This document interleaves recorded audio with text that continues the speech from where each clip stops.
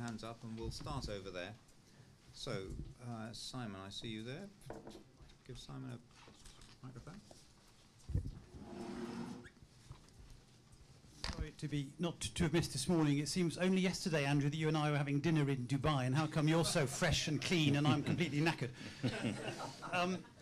I do think it's important in a conference like this to challenge the stylized facts that become part of the currency. And I've heard 3 or 4 today that I just want to signal that I think are worth much more discussion. And I'm exaggerating 1 or 2 of them, I think, to make a point. So forgive me, panel, if I do. The first is by Andrew, that somehow climate finance is going to be different to traditional ODA because it engages with the private sector, has mixed funding, provides loans, not grants, and ODA does all of those things, as Andrew has pioneered in many places, including through the IFC, for example. So I don't know that it is true to say that climate finance is different in character. That's number one. Number two, I'm always very nervous about this use of country programmable aid as being the only real kind of aid. I mean, who says humanitarian aid doesn't matter? You know, it's really important aid. And actually, who says that in the right circumstances, technical assistance doesn't matter? Because in the right circumstances, right places, it's really important. And then thirdly, of course, Judith's right about poverty in India. But the thing that is somehow these days never discussed in the aid debate is that aid is money. And what money is about is replacing the foreign exchange that countries don't have. And, you know, when I learned economics, even before Judith started, it was all about resource gaps and, and so on. And India has $300 billion worth of foreign exchange available to the states, 8 months worth of foreign exchange. By the way, the UK has 2 days worth of foreign exchange. Why does India, with all its poverty, need our money? The answer is, I'm with the Daily Mail. It doesn't. So let's discuss. But we need to have the stylized fact clear about what aid is for. Now, ICAI have had a very interesting discussion in India about the impact of health assistance to Simon, Bihar. will you be very quick? Yeah? And one of the things they say, what the advisors in DFID say is, we need the money because it buys us a seat at the table. So is that true, and isn't it? And how much does it cost to buy a seat at the table is what ICAI has asked. So I think my message is, please can we be very careful about stylized facts, and I'd like to say something about climate finance, but I'll do that another time. Thank you very much.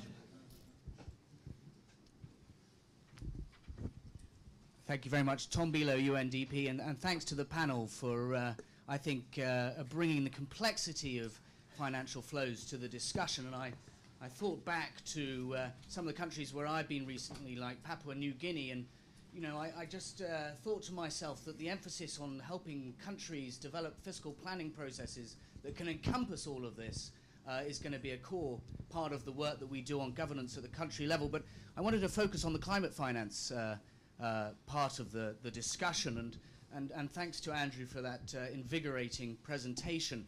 I certainly share the enthusiasm and the optimism that the political momentum behind climate change finance does pose some opportunities for leveraging finance behind sustainable development and poverty reduction.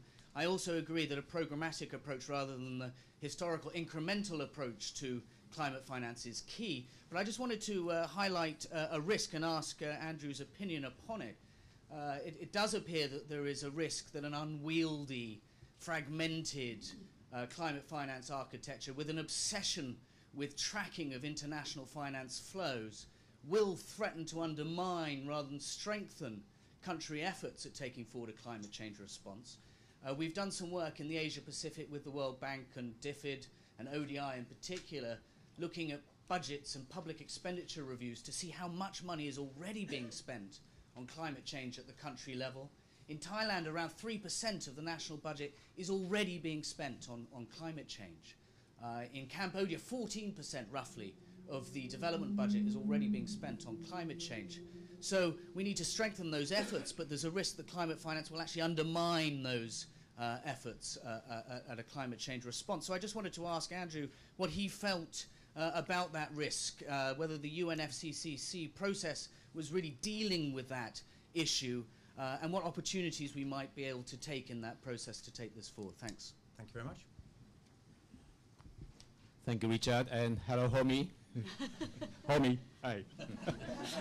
My name is Aichiro Yamamoto. I represent Japan International Cooperation Agency, or JICA, to the European Union. I'm based in Brussels. I've been working in traditional ODA community for more than 30 years, but having listened to the very edifying presentation today, I'm beginning to feel that we should redefine, this is time for us, ODA community, to redefine the role of ODA vis-a-vis to other aid givers. So do you have any suggestions on this? Thank you. Good, very good question. Andy.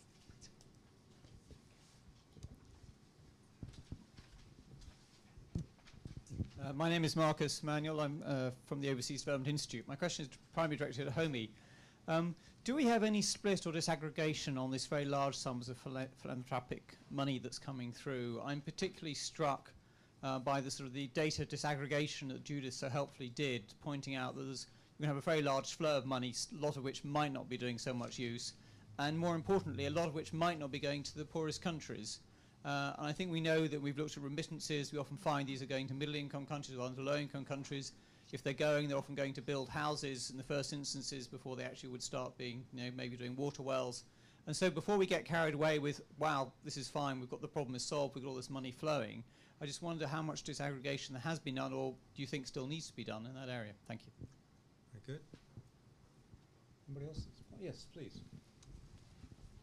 It's Gideon Rabinovitz from ODI. Two quick questions. One, firstly, to Chris. It's largely because I'm not very schooled on social impact investing, but there's an instinctive reaction when I hear about approaches that aim to combine a social return with an economic return. The number one, the economic return quite often trumps the social return, and how do we ensure that the social return really gets strong attention in that dynamic? And the sub-element of my question about social impact investment is, if there is an expectation of return, and we know some of the biggest private investment operators are putting money into social impact investment because it gives a good return. It's seen as a growing market. If those sorts of returns are required, how effectively can we hope that it's actually really getting down to the very poorest people? And are there examples where social impact investment has actually got to the very poorest people? Because that's something that I have a big question about. Right. Judith, quickly on your point, I know on IARTI there's been a tremendous challenge in even getting the DAC donors to sign up to IARTI. Now we're talking about all these new different types of flows, lots of different actors who have different responsibilities in terms of transparency and requirements to share data. What are the prospects of bringing them into a process, and how much can IARTI be a model for them to follow as well? Thank you very much. I'll invite the panel to respond to that, and then we'll have another round of questions after that. Let's start with climate change. Andrew, a number of questions in that direction. Well, Simon, I'm not sure whether you're more tired than I am, and whether what I thought I said I didn't say, or whether you didn't hear what I actually said. But I certainly do not believe that climate finance is in some sort of binary way different at all. I was actually making the case that the more traditional poverty reducing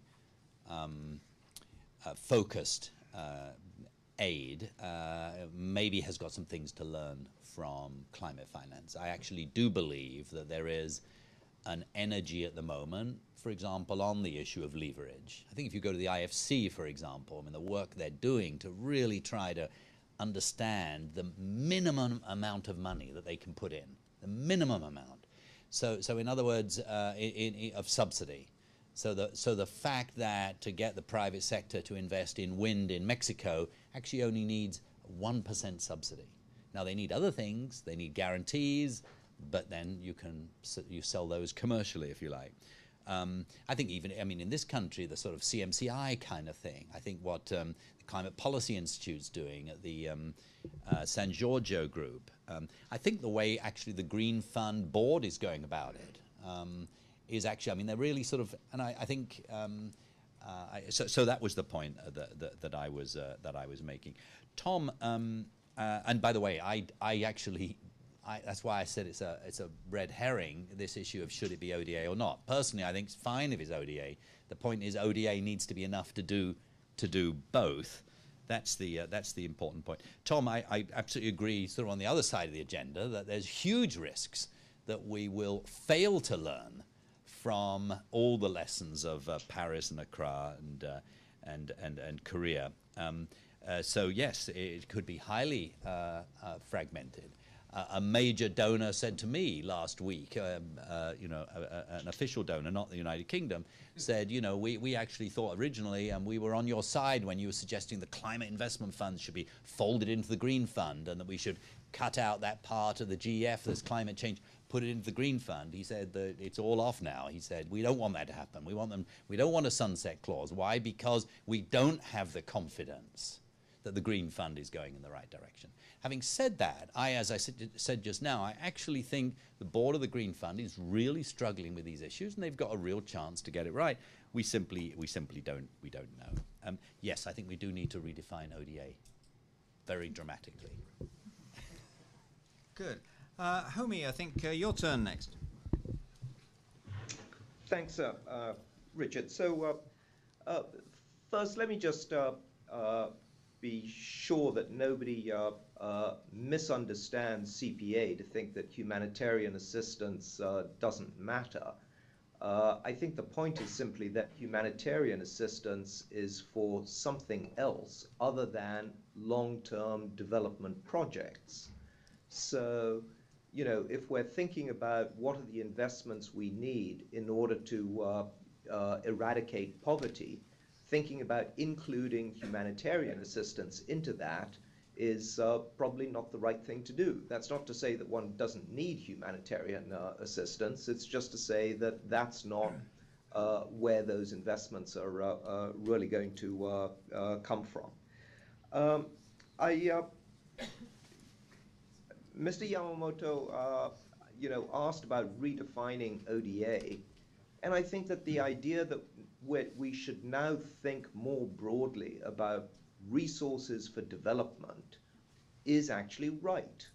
I mean, at the end of the day, Andrew put up the figure that says every year developing countries are investing something like $1 trillion. What he didn't put up is to say that probably in about 5 or 6 years, that figure ought to go up to $2 trillion if we're actually going to do all of the things that we need to do right. There are some incremental costs to climate proofing. There are some incremental costs to building in resilience. There are incremental costs to the pace of urbanization that are going on if we want to get these things right.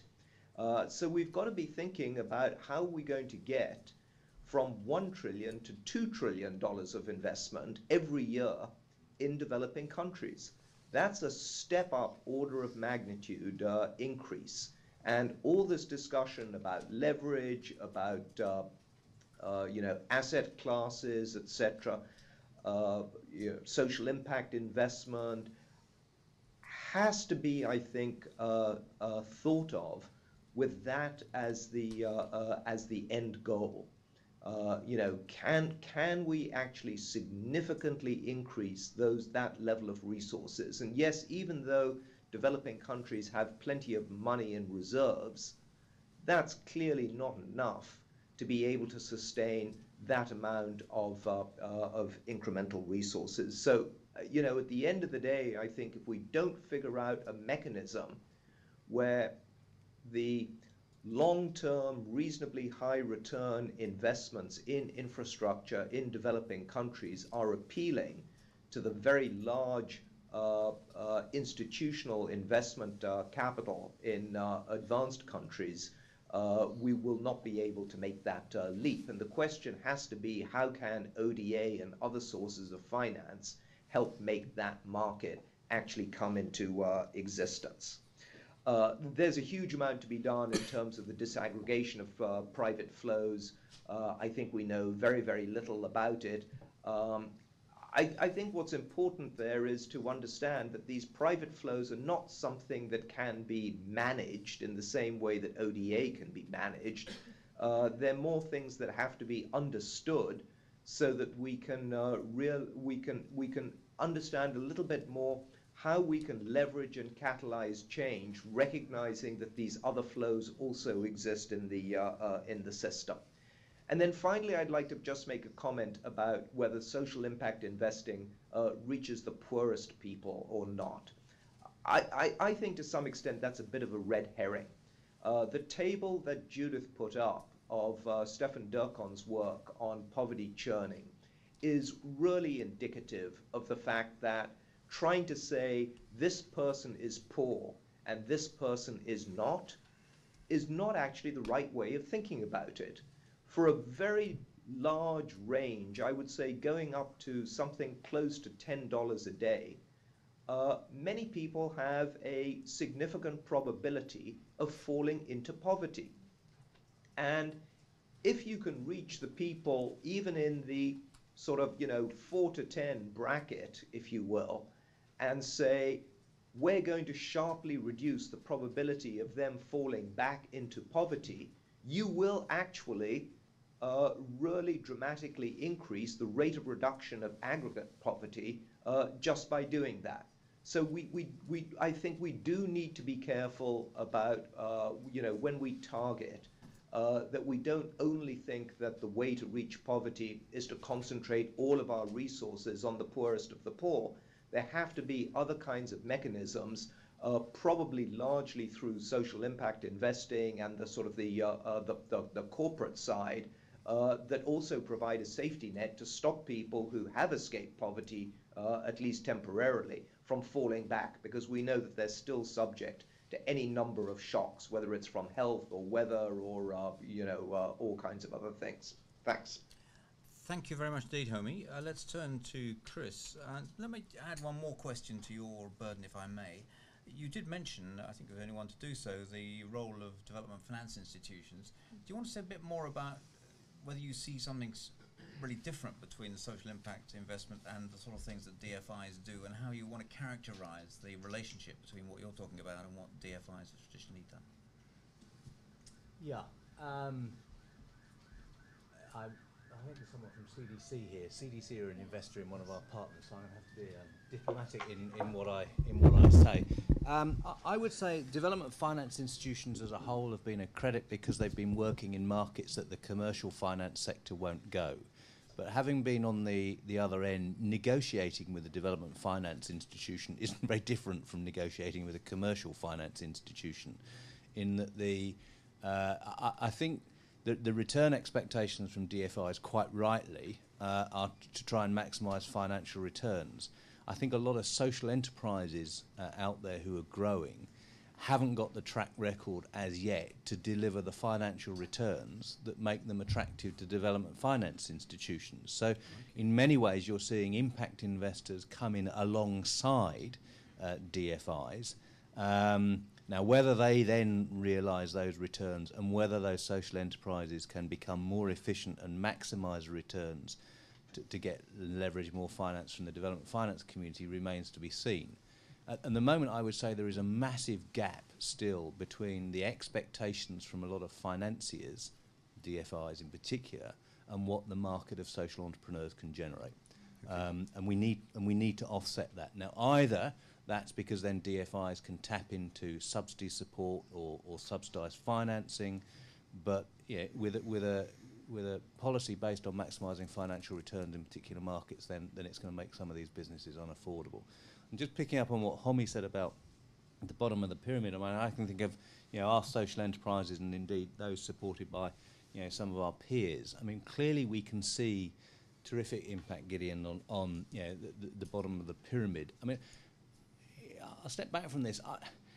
I think people around the world are pretty similar, really. We all like good quality products and services that are affordable, durable, do what they say, and we have an element of choice over what we get. And I think the principle we're saying is that in the past, the poor have been serviced by the state or the charitable sector. My contention is that social enterprises can do this more efficiently and more effectively, and if they don't, they go out of business.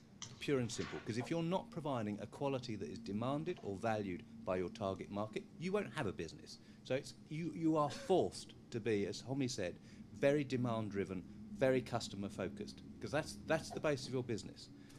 So what we find is, the social enterprises are typified by entrepreneurs, whether they're for-profits or not-for-profits, who have a motivation to do something with a prime social purpose, but they want to do it in a business-like way. And that's the really interesting dynamic. In many ways, it threatens a lot of traditional not-for-profits. Actually, though, there's lots of ways in which the not-for-profits can partner, because they usually have very good connections in community groups and can help in social marketing. But in many ways, you're displacing what the state did or what the charitable sector did. If it's done more efficiently and effectively, good. Judith. Thank you very much. Great questions, guys. Thank you very much. Simon's point about who's to say whether it should be for humanitarian or whether we should give technical assistance, I agree. Actually, I think we're much too loose about describing what resources are for, and much too unsmart about targeting the merits of particular resources to particular outcomes. What we should be much better at is saying who those resources are intended to benefit and when. And less about the other things, because if you know who and when, then in due course those people might be able to tell you themselves whether they'd had any impact or not. Secondly, the debate about what should and shouldn't be CPA. This is an absolutely classic thing where we are victims of the way that we define the data. Should humanitarian be part of CPA? Well, humanitarian actually is long-term, it's not short-term, maybe predicated on a 6-month time horizon, but most humanitarian assistance is spent year after year after year on the same place, on the same people who are also in chronic poverty and who are being pushed into poverty because of the effect of crises and shocks. And a big hole in our discussions today has been about security spending. If we look at security spending in countries affected by crisis and poverty from our own governments and compare that to ODA, and we're claiming to look at all resources, if we don't look at the security spending, it's a very big hole in the discussion. Then on the question about redefining the role of ODA, and I think this picks up on the very interesting point made by Stefan from Germany this morning about whether we measure donor effort or whether we measure impact. Yes, I think there is now room, there is now room for redefining ODA and for moving away from this defensive role we've had of trying to protect part of the budget from depredation by other people who wanted to get hold of it. There is still a role for that, it's still important. But actually the ODA definition is excluding lots of people now and excluding things as well, where people are very anxious about whether something's going to fall within the ODA definition, more anxious about that than they are maybe about the effectiveness of the spend. So we need something that recognises the long term, that all but 2 DAC donors have been aid recipients in the last 60 years, and many of us may be aid recipients again in the next 20 or 30 years. And countries are going to fall into and out of poverty and suffer from shocks. And the idea that because it would be a good thing if aid to Burundi became redundant doesn't mean we don't need a global architecture that matches international resources with domestic resources to ensure that we can sustain well-being and poverty eradication. Finally on that, we could have a much better system for burden sharing. The burden sharing thing is absolutely great. 0.7 has been monitored and it's accountability for it, and we're going to achieve it in the UK, which is a remarkable thing. Why can't we extend that across a much greater range of countries, across all countries, something that's proportionate to people's ability to contribute? And on the IATI prospects, Gideon, I think both Rachel and Juanita are probably better qualified to answer than me on that. But we are making progress on actual use of the data, on governments in developing countries having access to the data streamed electronically to them on aid flows, which we believe is going to be transformative. Thanks. Thank you very much. I think we've got time. We'll go a little in our tea break for 2 or 3 more questions if anybody has them, but I won't stimulate them if you don't have them. I don't see any. Yes, I do see a question. Yes, please. Serena Brown from KPMG. I just want to expand a bit more on what Chris was talking about, not just focusing on the role of social enterprises, but actually the growing movement of businesses to be a force for good. And so many companies now have, as part of their vision, contributing to sustainable inclusive development, communities fulfilling their potential, whether it's KPMG, Unilever, Swiss Re, etc. There are now, I think, about 12,000 corporate signatories to the UN Global Compact. And I think it would be good to focus on the enormous opportunities for ODA to catalyse more private sector innovation. I think one of the most commonly cited examples is DFID's funding of Vodafone that contributed to M-Pesa in Kenya, now spread across so many countries in Africa and India, and mobile money transfer that now is a platform for health, agriculture, water, early warning systems, and so on. So I just appreciate people's reflections on that. Thank you. Yes, two over there. Just filling out, Simon Gill from ODI. I mean, just to picking up on that point that was just made, I mean, one of the interesting things that we found out, I was working in Tanzania earlier, is that there are internal resource flows. One of the networks in Tanzania, actually the M-Pesa network in Tanzania, in 2010 transferred $1.5 million a day within Tanzania, and it was growing exponentially. So I think actually one of the, if we talk about flows, internal flows within countries and the impact on poverty is also an unresearched area. Thanks. Thank you. And Brenda, I think, goes for that. Yes, just a comment, which is, I just noticed how energised we all got when we started talking about data in terms of saying, no, that's there and this is that, and being absolutist and classifying everything. And you know, really, can we move towards all of this data, all of this technology, IRT? It helps us to, when we're looking at a certain issue, we can look at it in a way that's very accurate and helps us answer the question at hand and not get hung up about defining everything in a very purist way. And I think particularly this discussion about humanitarian aid, you know, just as an example, we could have had a session all afternoon looking at humanitarian aid. It's really, really important. So, you know, let's use the data to empower and improve our responses and, you know, not get too hung up about classifications. Thank you very much. 1 minute finally, each panellist in reverse order. Judith. I was planning on having the last word, so now I don't know what I'm going to say. So I will graciously pass on to my colleagues. Chris. Oh. No, I don't want to stand between everyone and tea, so I'm fine. Homie, anything last words from Brookings? You know, I share Andrew's optimism that actually, you know, there's been an extraordinary amount that we have already achieved, and we've done it actually despite all of the problems that we've all been talking about.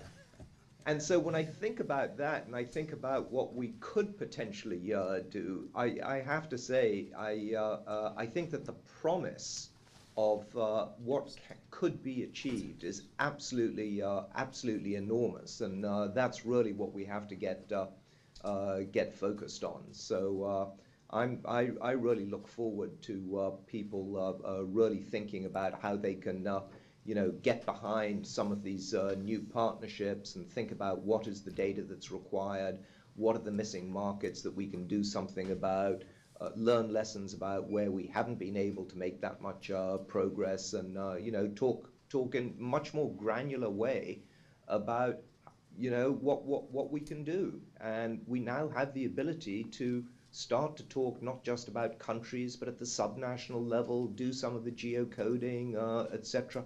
I can't help but believe that when we look at development in you know, 10 to 15 years from now, it'll look entirely different, and that I think is really exciting. Thank you very much, Homie.